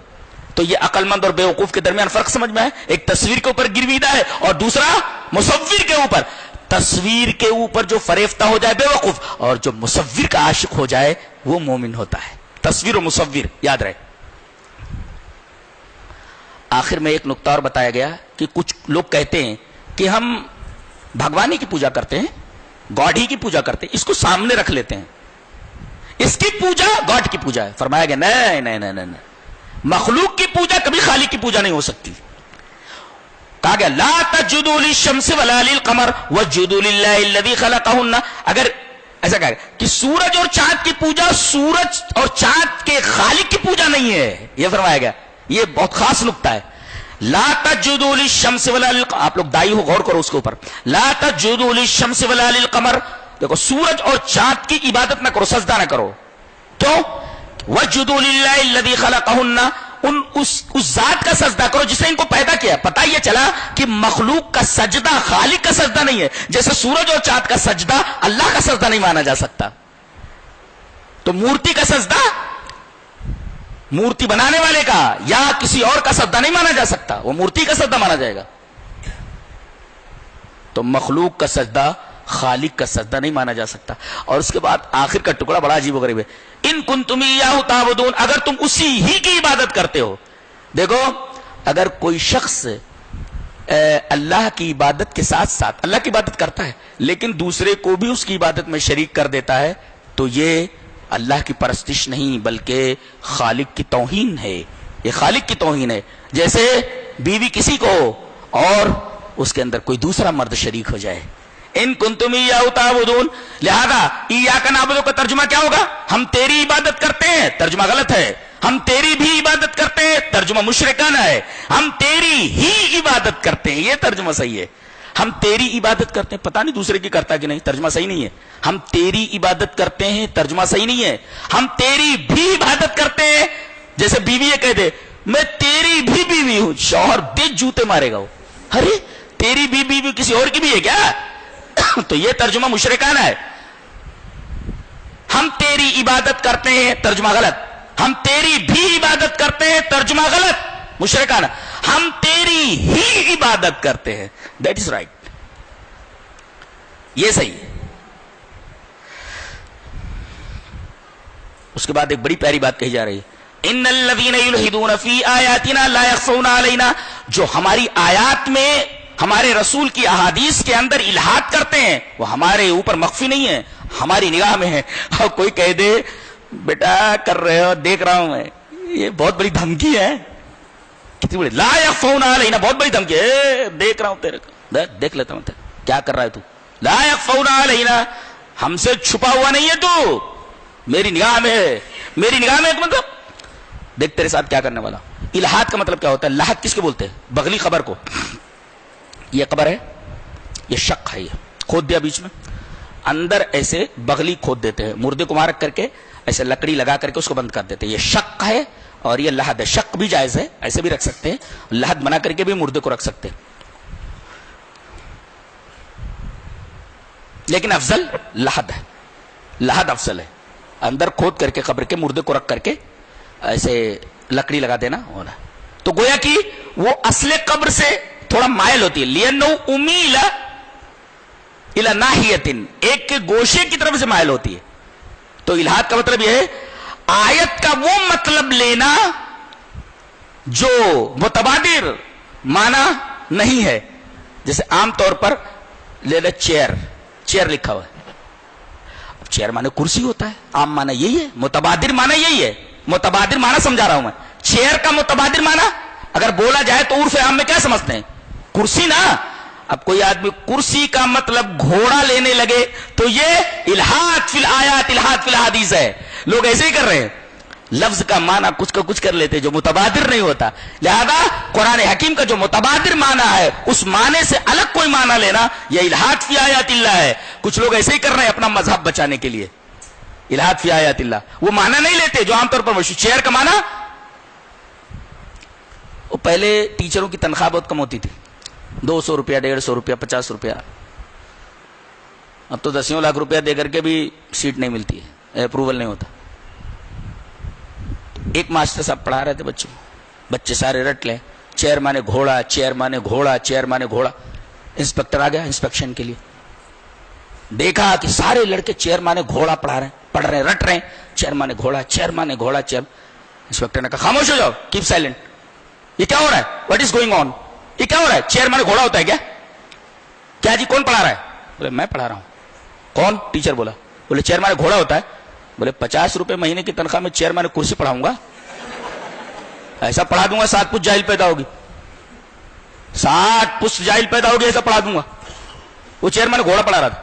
تو جو متبادر معنی ہے لفظ کا اس سے الگ ایک معنی لینا یہ الہاد فی آیات اللہ ہے. آیت کا جو مطلب ہے اس سے الگ ایک معنی بتانا. جیسے والتین والزیتون وطور سینین وہذا البلد الامین لقد خلقنا الانسان فی احسن تقویم. انجیر کی قسم، زیتون کی قسم، طور سینا کی قسم، اس بلد امین کی قسم، انسان کو ہم نے بہترین ساخت میں بنایا ہے. یہ 5 چیزیں: محمد، حسن، حسین، فاطمہ، علی، یہ سب مراد ہیں. اس سے 3 سے مراد فلاں، زیتون سے مراد، طور سینا سے مراد کچھ اور ہے. یہاں ان 5 آیتوں سے مراد یہ 5 پنجتن ہے، پاک پنجتن. ظاہر ہے کہ اس کا متبادر معنی نہیں ہے، لہذا یہ معنی متبادر نہیں ہے. لہذا الہاد فی الاسماء ہے، الہاد فی آیات اللہ، الہاد فی آیات اللہ. کسی بھی آیت کا متبادر معنی چھوڑ دیا جائے، دوسرا معنی لے لیا جائے، یہ معنی الہاد فی آیات اللہ، یہ ناجائز ہے. اور اللہ فرما رہا ہے میری آیتوں کے اندر اس طریقے کی جو حرکت کرتے ہیں لا یخفون علینا، ہماری نگاہوں سے باہر نہیں ہے، بہت جلد ان سے نمٹنے والا ہوں میں. اللہ اکبر. یہ رہا 24ویں پارے کا خلاصہ. اللہ ہمیں نیک مرور اور اچھی سمجھ کی توفیق عطا فرمائے. وآخر دعوانا الحمدللہ رب العالمین.